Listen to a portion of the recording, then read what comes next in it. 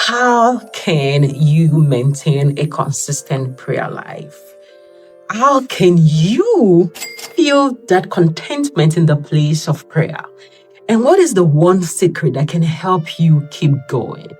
The consistency that you will pay attention to, it is not the quantity. It is not the how long. It is the heartfelt prayer. That is the word. The heartfelt prayer of a righteous man availeth much. Why are you praying?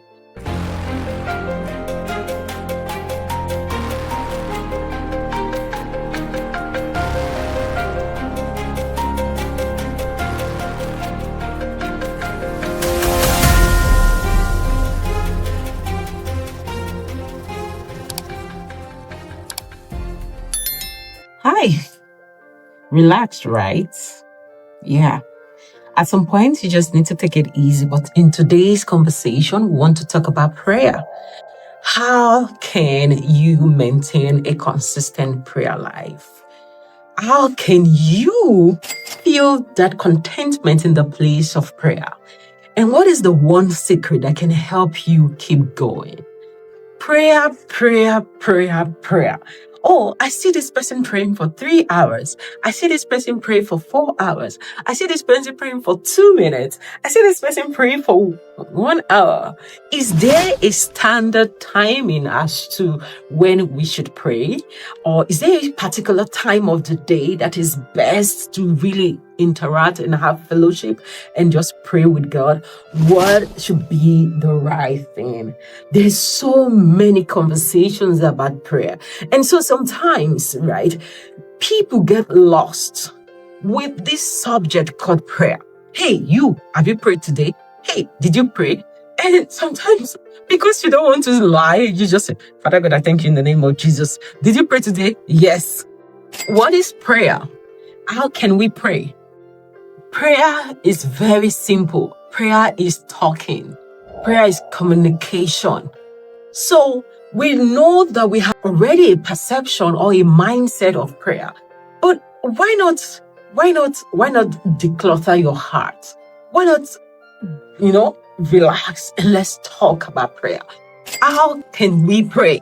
Yes, simply put, how can we pray? Prayer is talking. If you whisper, it is prayer. If you cry without a conversation, you are mourning. But if you cry with a conversation in your heart, you are praying.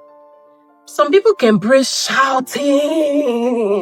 Some people can pray clapping like this. Some people can pray binding and I don't want to scatter my head. But some people can pray binding and binding. Some people can pray jumping. Some people can pray kneeling down. Some people can pray lying down. Some people can even pray running. It is not the how you are praying. It is not the posture that you are praying. Let's talk about these two people that went into the synagogue. The Pharisees said, God, I know you are in heaven and you watch over us. Thank you for that. You keep records. You know I fast how many times a week. You know I pay my vows. You know I do this and you know I do this. In fact, compared to other people here, not even like this sinner that is even a sinner. I am not a sinner. I pray. And you are giving your CV to God, the God that does not blink. Is it the God that knows your heart? We'll talk about the other guy later, but let's continue on that trend. Do you know some people's mouth can be moving? And let's even go further. Some people can be praying in tongues for 30 minutes, but their hearts and their lips is not aligned. And so it is not in the hours you have spent praying. So take your mind away from quantity. Focus on quality in the place of prayer. Prayers become effective when the thing in your heart and the words in your mouth, they are aligned. And so there are some times when you're praying, you will see your heart roaming around. They call it wandering thoughts. You're praying, you're really fervently praying, but your thought is in the market. Your thought is in the kitchen. In fact, to burst your bubbles, your thought is already microwaving rice and chicken to eat, but your knees are on the floor You're a tongue talker, you are speaking in tongues, but your heart is already at the dining table eating. So, and you see that person tarrying for 1 hour, and his heart is already taking tea or eating bread or eating salad. So will you call that prayer? No. Well, I'm not a judge though, so I can't say whether it's not praying, but basic life, borrow sense, common sense rather, right? But effective and effectual prayer, it is when your heart and your mouth are in sync. If your mouth is trembling, your heart should tremble. If your mouth is worshiping God, your heart should worship God. And so that's why the Bible says that the Lord watches what you're doing and also is able to see your heart. And so when it comes to prayer, one thing you should keep in mind that is very important, sync it. Synchronize your thoughts and your lips, knowing that there is power in thoughtful prayers. If you read the Pauline epistle and you read the Pauline prayer, you really don't want to stop. You just see how it just goes, it's just flowing. Those are thoughtful words. They are not lips word. There's difference between lips prayer. There's difference between eye service prayer. There's also something called impression prayer. You want to use all the eye vocabulary so that they are all going together and so that you can bamboozle nobody, yourself. You want to use those catchy words and you just be hearing the congregation.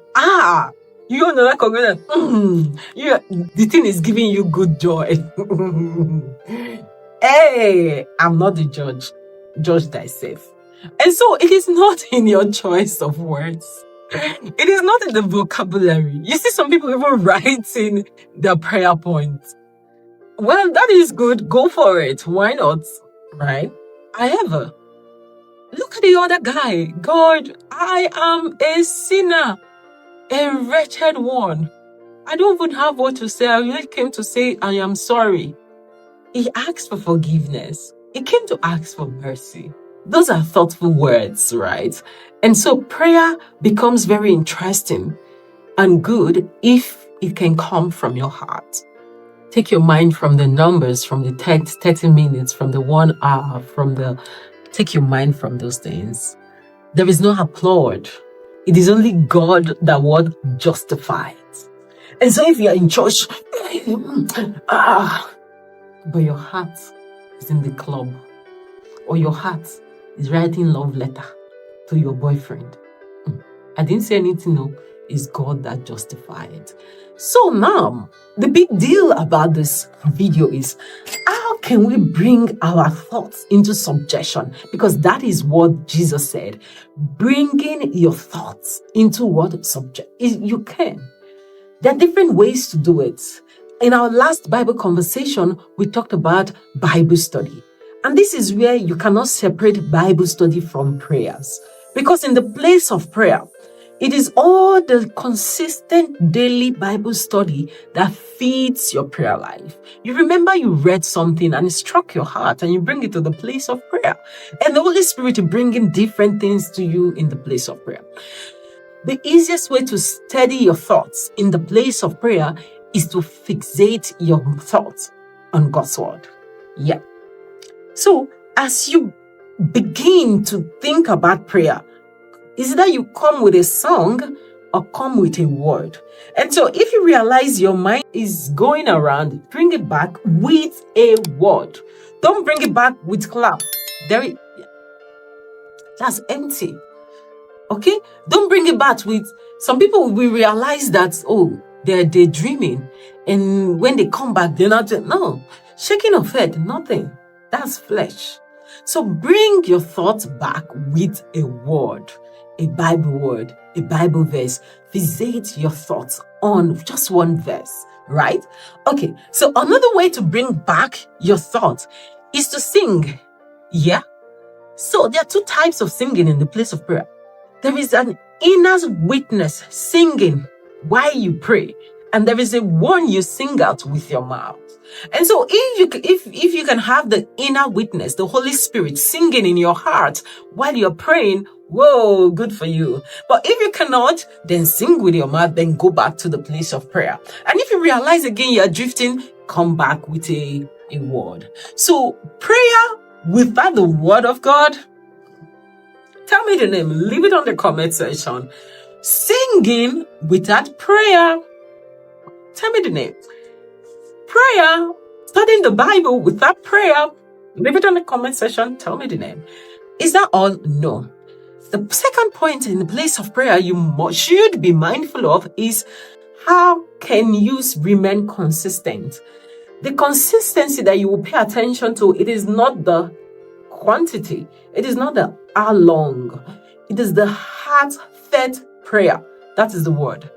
The heartfelt prayer of a righteous man availeth much. Why are you praying? Is this prayer on your lips? Is this prayer in your heart? You can push it from your lips to your heart. It's your choice. And another point you should also think about when you pray, it's the Holy Spirit giving you the prayer point. Some of us come to the place of prayer with so much burden. Good for you. Some come with so much, oh, God must do this thing for me today. Good for you. But why not just come with an empty heart? Say, Holy Spirit, lead me in prayer. Give me what? Utterance. That was one of the prayers the apostles prayed, and the Lord granted them what? Utterance. When the Holy Spirit gives you utterance in the place of prayer, oh my God, whether you're praying in English or you're praying in tongues, you don't want to stop. You don't even need a music to push you. You don't even need a word of God to push you. The Holy Spirit is just taking you through here. It gives you a word, you pray on that word, it gives you a song, takes you to a verse, and gives you a scenario, and the Holy Spirit is sustaining that place of prayer. He is the one leading you. And so as you join into the realm of prayer, remember to press to that point where the Holy Spirit becomes your prayer leader. Even if you have the opportunity to lead prayers in church, it's good to write, but all these things that you have written, is it somebody's life that you wrote as prayer points? Or is it the Lord that has given you the prayer point? So press to that point where the Holy Spirit gives you a prayer point in the place of prayer. If you've learned one or two things today, please leave it on the comment section. Thank you so much for watching this video to this point on how to pray, why to pray, and building the basics of prayer. I'm going to see you next week, and till then, have a wonderful day. Take care.